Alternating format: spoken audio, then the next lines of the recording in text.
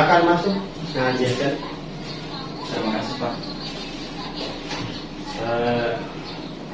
Kamu Jason ya, kelas 2 perkantoran. Ya Pak, saya Jason kelas 10 OTKP bersama dengan Randi. Oh gitu, sama dengan Randi. Sebelumnya Jason pernah datang ke ruang BK? Belum Pak, ini pertama kali saya datang ke ruang BK. Ya. Bagaimana perasaan Jason di ruang BK ini? Ruangannya cukup adem dan jauh dari keramaian. Sejujurnya saya agak takut masuk ruangan ini Pak. Kamu nggak perlu takut. Teman-teman kamu kok banyak yang kesini. Oh, begitu ya Pak. Kalau menurut Jason, kira-kira apa peranan konselor dengan konseli di dalam proses konseling? Menurut saya, konselor itu tugasnya untuk menyelesaikan masalah yang dihadapi oleh siswa. Nah, ini yang kamu katakan Jason itu keliru. Jadi konselor itu adalah sebagai fasilitator. Nah, sedangkan konseling itu adalah siswa yang menyelesaikan masalahnya, yang bisa mengambil keputusan untuk mengemukakan masalahnya. Yang penting dia mau jujur. Oh, begitu ya Pak. Nah, kamu kelihatannya takut atau khawatir rahasia kamu di proses konseling. Iya Pak, saya rasa sudah cukup. Oh gitu. Nah, oleh sebab itu, kalau kamu takut dengan di ruang konseling ini, nah saya akan jelaskan dulu tentang asas-asas dalam proses konseling. Nah, dalam konseling ini itu kan ada 3 asas sebelum kita masuk kepada asas kerahasiaan. Yang pertama adalah asas sukarela. Ya. Jadi asas sukarela ini adalah Jason datang sendiri ke sini. Kemudian ada asas keterbukaan. Jadi Jason di sini ingin menyelesaikan masalah Jason, tetapi Jason harus terbuka. Ya, harus terbuka terhadap masalah Jason, karena dengan terbuka semua masalahnya itu bisa dikeluarkan. Kemudian yang berikutnya adalah asas kerahasiaan. Jadi Jason tidak perlu takut terhadap rahasianya diketahui oleh orang lain. Dan saya jamin apa yang kita bicarakan ini Jason tidak perlu khawatir. Ya, karena pembicaraan ini tidak diketahui orang lain karena diatur oleh kode etik. Jadi dalam konseling itu ada kode etik namanya asas kerahasiaan. Tidak boleh menginformasikan data kepada orang lain. Oh, begitu ya Pak. Ya. Nah, sebelum kita mulai, terlebih dahulu kita akan kontrak waktu kesiapan Jason. Jadi konseling individu ini kita akan laksanakan itu selama 30 menit ke depan. Ya. Apakah itu sudah cukup kira-kira, Jason? Ya Pak, saya rasa sudah cukup. Nah, baiklah. Sekarang kita sudah menyepakati waktu untuk pelaksanaan konseling individu ini. Untuk pelaksanaan konseling individu ini. Nah, sekarang coba kamu ceritakan kira-kira apa masalah yang Jason sedang hadapi sekarang. Saya sedih dan marah serta galau. Belakangan ini saya sering dimarahi oleh guru mata pelajaran dan wali kelas. Oh, jadi sedih, marah. Ini kenapa ya? Mungkin karena saya tidak mengerjakan tugas dan tidak masuk saat jam pelajaran berlangsung. Oh, mungkin karena masalah dia mengerjakan tugas. Coba kamu ceritakan hal-hal apa yang membuat kamu tidak bisa mengerjakan tugas. Ya. Saya merasa betah nongkrong di luar sekolah, sering nonton saat kegiatan belajar, dan saat sedang belajar saya tidak tahu dan paham. Dan belakangan ini dalam diri saya hanya sangat mudah terkena rangsangan dari luar, seperti mendengarkan suara radio, handphone, atau gangguan teman. Saya selalu mondar-mandir mencari peralatan belajar. Bahkan selesai belajar pun saya tidak tahu apa yang saya harus pelajari. Oh gitu. Jadi kamu merasa betah ya untuk nongkrong di luar sekolah? Iya Pak. Dalam kehidupan sehari-hari saya selalu merasakan perhatian yang bercabang. Bahkan saya merasakan pertentangan terjadi dalam diri saya, pertentangan minat belajar atau melakukan pekerjaan yang lain. Saya memiliki minat belajar yang rendah, serta merasa bahwa jadwal belajar bertentangan di rumah. Jadi saat pikiran kamu bercabang, kemudian rendahnya minat belajar kamu, serta jadwal kamu berantakan, apakah kamu berusaha untuk meningkatkan minat dan konsentrasi kamu terhadap pelajaran? Tidak Pak, saya tetap tidak bisa berkonsentrasi. Oh gitu. Jadi meskipun kamu berusaha untuk meningkatkan konsentrasi belajar, kamu tetap pikiran kamu bercabang ya, dan kurang memahami atau kurang berminat terhadap mata pelajaran tertentu.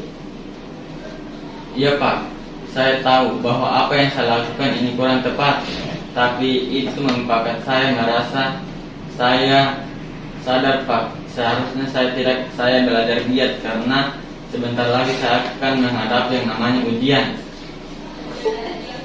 Kamu mengatakan kamu harus belajar giat, kemudian meningkatkan minat prestasi belajar. Tapi di sisi lain kamu mengatakan kamu tidak bisa berkonsentrasi. Kemudian kamu tidak berusaha untuk meningkatkan prestasi belajar kamu, serta tidak mengikuti jadwal. Kenapa begitu biasa? Iya Pak, saya bingung harus bagaimana. Saya takut gagal dalam ujian. Terus? Saya butuh motivasi yang membuat saya berkonsentrasi. Jadi kamu buat motivasi untuk bisa berkonsentrasi, ya. Karena kalau tidak kamu akan gagal dalam ujian. Kemudian nilai yang kamu dapatkan itu kurang memuaskan. Iya Pak, kalau saya begini terus saya akan gagal dalam ujian Pak, serta tidak bisa berkonsentrasi. Jadi kamu merasa tertekan ya menghadapi ujian? Iya Pak, saya takut gagal. Kalau saya gagal saat dalam ujian, orang tua saya akan memarahi saya, serta teman-teman saya akan menjauh saya, tidak ingin berteman lagi dengan saya. Jadi gini, Jason, Bapak mengerti dengan perasaan. Ya, karena semua orang itu pasti memiliki perasaan negatif, perasaan kecewa, marah, kemudian gelisah, khawatir, dendam. Ya. Kenapa Jason seperti ini? Mungkin karena Jason itu sering konflik dengan orang tua, sehingga kondisi ini Jason tidak bisa lagi berkonsentrasi di kelas. Ya Pak, memang betul. Nah, Bapak paham dengan apa yang kamu alami. Jadi begini. Jadi penyebab kurangnya konsentrasi dalam belajar ini pertama diawali dengan konflik dengan orang tua, sehingga kamu tidak bisa berkonsentrasi dalam belajar. Kemudian kamu sering membolos, kemudian main PS, Ya semuanya berawal dari situ. Kamu tidak bisa berkonsentrasi. Ya juga sih Pak. Nah sekarang coba kamu pikirkan hal apa yang membuat kamu bisa berkonsentrasi dalam belajar. Apa kira-kira yang bisa kamu lakukan? Biasanya mendengarkan musik dan berteman dengan sebaya yang selalu berpikiran positif dan meningkatkan terhadap motivasi saya untuk minat belajar. Nah, Jason kan sudah tahu apa yang mesti Jason lakukan yang membuat Jason bersemangat. Nah, bagaimana rencana Jason untuk meningkatkan konsentrasi dalam belajar? Saya akan mulai berpikir positif terhadap semua mata pelajaran. Hal itu memudahkan untuk berkonsentrasi terhadap pelajaran. Berusaha untuk menyelesaikan keluarga penyebab sulitnya berkonsentrasi terhadap semua mata pelajaran. Nah, saya kira bagus Jason. Kamu telah menemukan solusi yang Bapak pikir itu adalah solusi yang tepat. Dan apakah kamu mau melakukan dengan sungguh-sungguh? Tentu saja Pak. Saya ingin berprestasi seperti dulu lagi dengan berkonsentrasi terhadap mata pelajaran. Bapak yakin kamu bisa. Selain kamu adalah siswa yang berprestasi, ya. Dan saya yakin Jason tahu apa yang Jason lakukan untuk meningkatkan prestasi belajar Jason dan melakukan apa yang terbaik buat Jason. Baik Pak, saya senang sekali jika hal ini benar-benar terjadi dalam diri saya. Saya bisa laksanakan dengan baik. Ya. Bapak sangat senang mendengarkan antusiasme.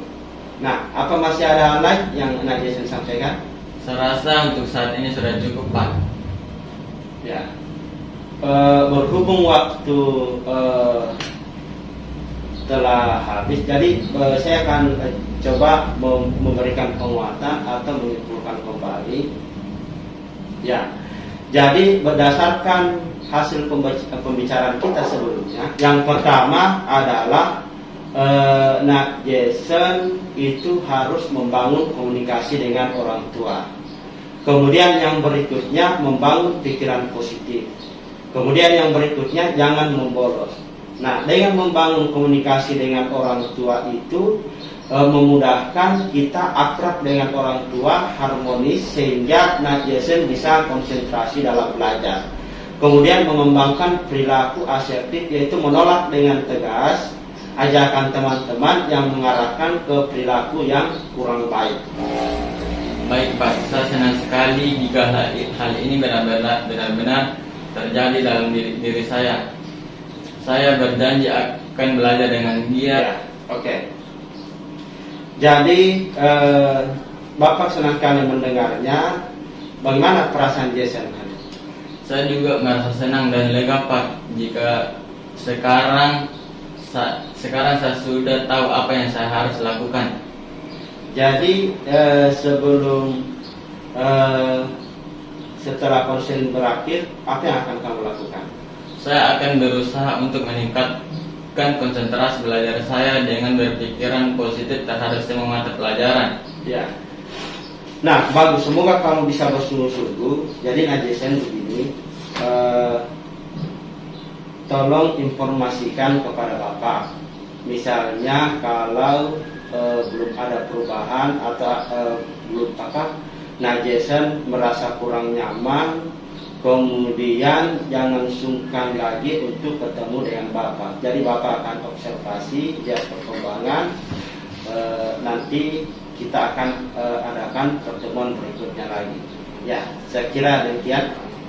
Baik Pak, terima kasih banyak apa yang telah Bapak sampaikan kepada saya merasa senang dan lega.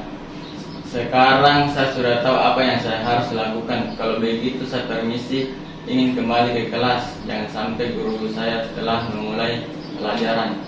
Assalamualaikum. Waalaikumsalam warahmatullahi wabarakatuh.